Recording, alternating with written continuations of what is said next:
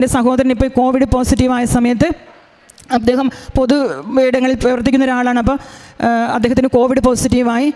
Asthma രോഗിയും നല്ല ശ്വാസമുട്ടലുള്ള ആളുമാണ്. വയനാട്ടിലെ കടുത്ത തണുപ്പുള്ള സമയത്താണ് പുള്ളിക്ക് ഈ കോവിഡ് പോസിറ്റീവായത്. അങ്ങനെ കോവിഡ് സെൻ്ററിലേക്ക് സഹോദരനെ മാറ്റി.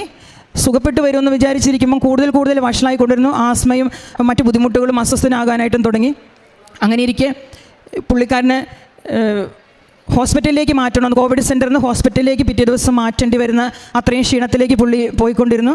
എന്നാൽ ഞങ്ങൾ ഇവിടുന്ന് കൊണ്ടുപോയ തേനും തൈലവും ഉപ്പും ഇത് ഇഞ്ചിനീര് പിഴിഞ്ഞ് ഇച്ചിരി കഷായം ഉണ്ടാക്കി ഹോസ്പിറ്റലിൽ കൊടുക്കാം, കോവിഡ് സെൻ്ററിൽ കൊണ്ടുപോയി കൊടുക്കാമെന്ന് അവർ പറഞ്ഞു. അങ്ങനെ വേണമെങ്കിൽ നിങ്ങൾക്ക് കൊടുക്കാം.